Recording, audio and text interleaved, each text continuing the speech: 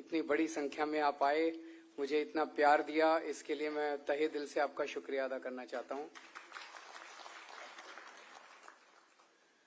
मुझे याद है जब हमने पार्टी बनाई थी, दूसरा चुनाव जब हुआ था, पहले तो हम 2013 में 49 दिन की सरकार बनी थी। उसके बाद जब दूसरा चुनाव हुआ, जब 67 सीट आई थी, उन 67 सीटों में बहुत बड़ा योगदान वकीलों का था। मैं बताता हूं कैसे। बीजेपी ने मेरे खिलाफ किरण बेदी जी को सीएम कैंडिडेट डिक्लेयर किया था और किरण बेदी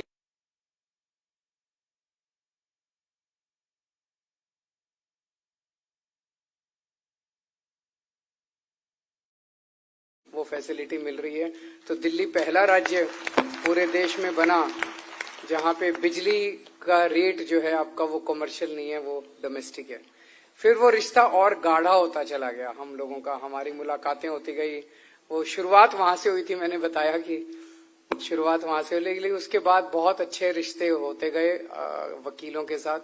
और फिर आप लोगों की मांग थी कि वो हेल्थ इंश्योरेंस और लाइफ इंश्योरेंस का वो किया जाए, उसके लिए भी बहुत सीरीज ऑफ मीटिंग्स हुई। और मीटिंग्स के बाद मेरे ख्याल से दिसंबर 2020 में, 21 में कोरोना आया था शायद, दिसंबर 2020 में वो स्कीम आप लोगों ने जो सजेस्ट की थी वो हूबहू पूरी की पूरी स्कीम हम लोगों ने लागू कर दी। और ये भगवान का ही कुछ चमत्कार था। वो कहते हैं ना, ऊपर वाला एकदम टाइम पे आपकी मदद करता है। कि फरवरी 2021 में कोरोना आया और दिसंबर 2020 में ये स्कीम लागू की। और कोरोना के दौरान जितने लोगों को इसकी जरूरत पड़ी, बहुत लोगों को जरूरत पड़ी इलाज कराने के लिए भी, और जिन लोगों की डेथ हुई उन लोगों के लिए भी 10 लाख रुपए इसमें लाइफ इंश्योरेंस का मिलता है और 5 लाख रुपए कैशलेस ट्रीटमेंट के लिए मिलता है। तो बहुत लोगों ने कोरोना के दौरान इसका फायदा उठाया। उसमें भी दिल्ली शायद अकेला और पहला राज्य बना जिसमें इसको लागू किया गया है। पंजाब में अभी तक लागू नहीं हुई है। अच्छा, पंजाब में तो कर देंगे, हमारी सरकार है, तो पंजाब में भी कर देंगे और भी जगह सरकार बनाओ, बाकी जगह भी कर देंगे।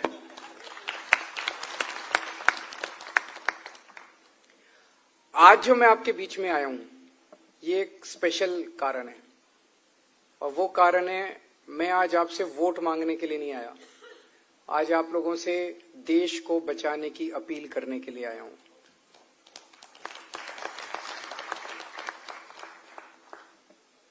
आज हमारे देश के अंदर जो चल रहा है वो अच्छा नहीं है और बहुत खतरनाक है।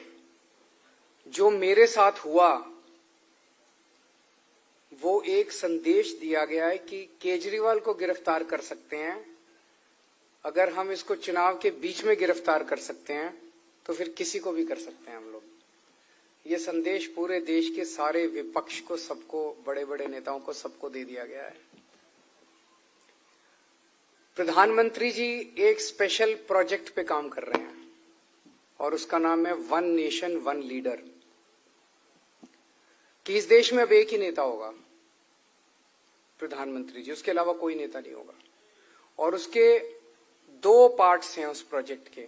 एक है विपक्ष में जितने नेता हैं उनको एक एक करके जेल में डाल दिया जाए। जो नेता उनके अनुसार नहीं चलते, जो उनके अनुसार चलते हैं, उनके कहे में चलते हैं, उनको बख्श दिया जाएगा। लेकिन जो उनके अनुसार नहीं चलते, उनके खिलाफ बोलते हैं, उनके खिलाफ आवाज उठाते हैं, उनकी गलत नीतियों का विरोध करते हैं, उनको जेल में डाल दिया जाएगा। हेमंत सोरेन को जेल में डाल दिया, मेरे को जेल में डाल दिया, मनीष सिसोदिया को जेल में डाल दिया, सत्येंद्र जैन को जेल में डाल दिया, संजय सिंह को जेल में डाल दिया। उधर ममता दीदी के कई सारे मंत्रियों को जेल में डाला हुआ है, स्टैलिन साहब के कई मंत्रियों को जेल में डाला हुआ है, पिनराई विजयन के ऊपर कई केस कर रखे हैं, कभी भी किसी भी टाइम जेल में डाल सकते हैं। तेजस्वी यादव के ऊपर कई केस कर रखे हैं, उनको कभी भी जेल में डाल सकते हैं।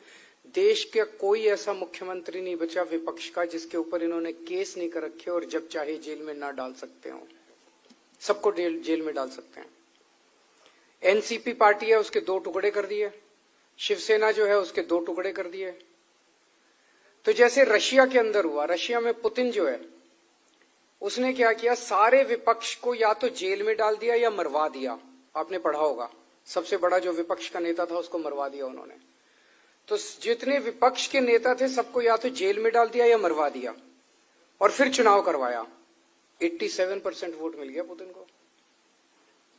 ऐसे ही बांग्लादेश में शेख हसीना ने सारे विपक्षी नेताओं को जेल में डाल दिया और राष्ट्रपति बनकर भारी बहुमत से जीत गई। पाकिस्तान के अंदर इमरान खान को जेल में डाल दिया, उसकी पार्टी भी छीन ली, उसका सिंबल भी छीन लिया, जीत गए। ये अब हमारे देश के अंदर भी होने जा रहा है। और मॉडल देखो, आम आदमी पार्टी एक तरह से एक्सपेरिमेंट है जिसको अब हर जगह लागू किया जाएगा। हमारी पार्टी को पूरा तरह से क्रश करने का इन्होंने प्लान बना लिया। एक कंप्लीटली फर्जी घोटाला लेके आए हैं, शराब घोटाला। उस शराब घोटाले में इन्होंने मेरे को जेल में डाल दिया, सत्येंद्र जैन को जेल में डाल दिया, मनीष सिसोदिया को जेल में डाल दिया, संजय सिंह को जेल में डाल दिया। अब कह रहे हैं आतिशी को भी जेल में डालेंगे, सौरभ को भी जेल में डालेंगे। 500 से ज्यादा रेड हो चुकी। कभी कहते हैं 100 करोड़ का घोटाला है। अभी पिछले हफ्ते जो चार्जशीट फाइल किया उसमें कह रहे हैं 1100 करोड़ का घोटाला है। कभी कुछ कह देते हैं, कभी कुछ। पैसा चवन्नी नहीं मिली कहीं भी सारी रेड में। भाई 100 करोड़ का घोटाला है, कहीं तो गया होगा, कहीं कुछ खर्चा होगा, कहीं कुछ जमीन खरीदी होगी, प्रॉपर्टी खरीदी होगी, कुछ ज्वेलरी खरीदी होगी, कुछ कैश कहीं पे।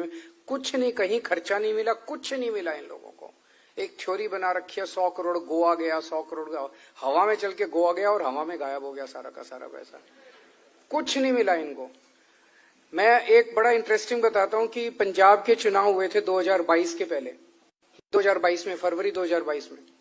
चुनाव के 3 दिन पहले, पंजाब के चुनाव के 3 दिन पहले अबोहर में प्रधानमंत्री जी ने रैली करी और उस रैली में उन्होंने कहा केजरीवाल भारत के 2 टुकड़े करना चाहता है, खालिस्तान बनाना चाहता है और खालिस्तान का प्रधानमंत्री बनना चाहता है।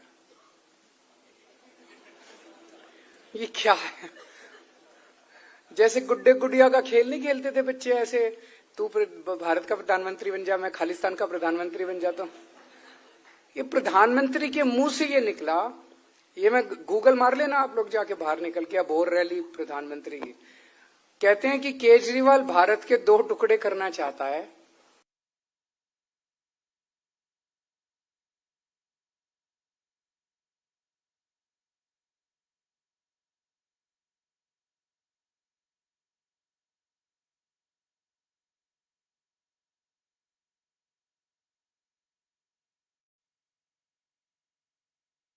मिले, पूरे देश में वोट मिल रहे हैं। आपको अगर लगता है हमारे 4 नेताओं को गिरफ्तार करके अब जेल में डाल दोगे, देश 400 नए नेता पैदा कर लेगा आम आदमी पार्टी के। आप इस भरोसे में मत रहना। आपको लगता है हमारे बैंक अकाउंट सीज कर लोगे, ये जितने देश के अंदर पता नहीं कितने बैंक अकाउंट खुल जाएंगे आम आदमी पार्टी के और उसमें करोड़ों करोड़ों रुपए भी डलवा देंगे देश के लोग। आपको लगता है एक अकाउंट सीज करने से आम आदमी पार्टी बंद हो जाएगी? बंद नहीं होने वाली।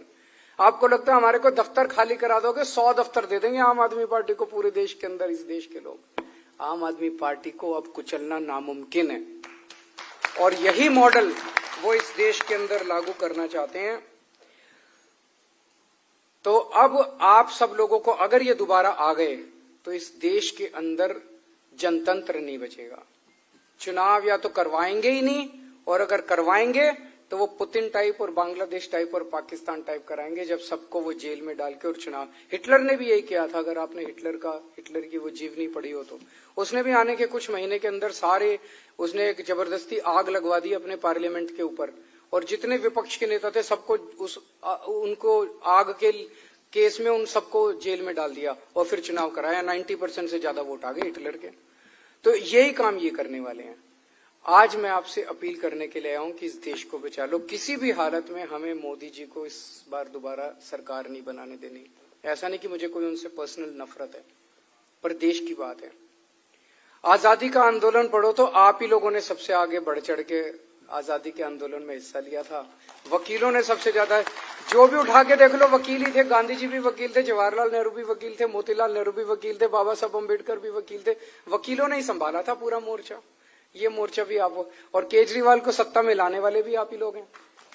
अब ये वाला देश को बचाने का ये वाला बीड़ा भी आप लोगों को उठाना पड़ेगा। कम टाइम रह गया, लेकिन इस कम टाइम में भी जो कुछ भी आप कर सकते हो, दिल्ली के अंदर भी प्रचार करने के लिए और देश भर में भी प्रचार करने के लिए जो कुछ भी आप कर सकते हो आप सबको मैं निवेदन करता हूं कि आप सब लोग इसमें पार्टिसिपेट करें और ज्यादा से ज्यादा इसमें हिस्सा लें। अभी जो खबरें आ रही हैं चारों तरफ से, मैं अभी 21 दिन ही दिए हैं सुप्रीम कोर्ट ने मेरे को, 21 दिन में मैं रात दिन लगाऊं, अभी जितनी इनकी सीटें कम कर सकता हूं कर लूं। तो मैं कुरुक्षेत्र गया, हरियाणा गया, पंजाब गया, बॉम्बे गया, भिवंडी गया, महाराष्ट्र गया, जमशेदपुर गया, लखनऊ गया इन दिनों में, और जो मेरा सेंस है कि इनका बहुमत नहीं आ रहा और एक आखिरी धक्का मारने की जरूरत है। एक धक्का मार दिया तो शायद ये 200 के भी नीचे चले जाएंगे। बस एक ये नजर भी रखने की जरूरत है, ये केन प्रकार कुछ भी करेंगे ये गड़बड़ सत्ता में बने रहने के लिए।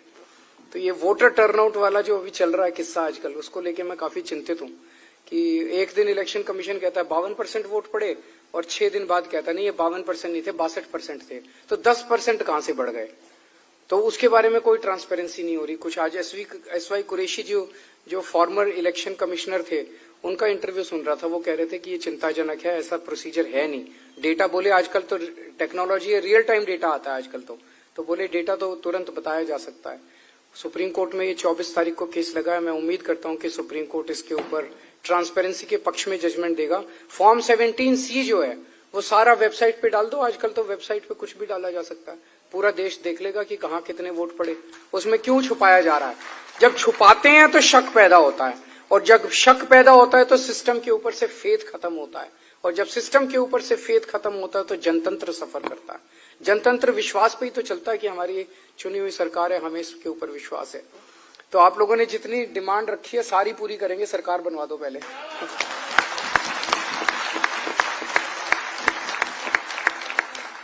आप सब लोगों का बहुत बहुत शुक्रिया, इतना प्यार, इतना सम्मान दिया, थैंक यू सो मच।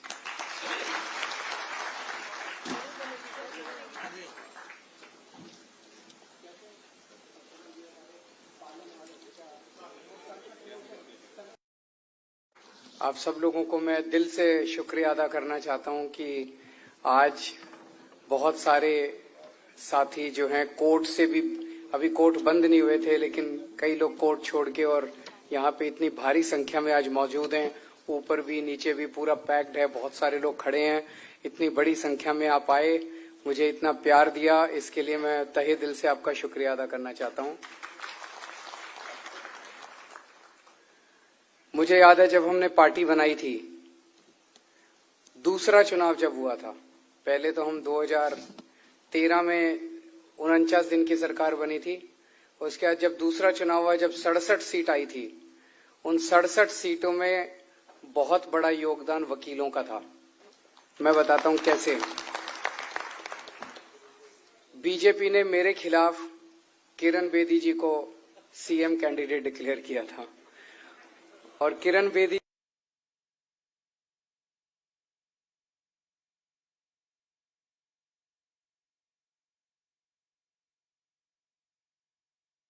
और चूंकि डोमेस्टिक में दिल्ली के अंदर खास सुविधा है कि 200 यूनिट तक फ्री है और 400 यूनिट तक आधे हैं, वो आप सब लोगों को अब उसके अंदर वो फैसिलिटी मिल रही है।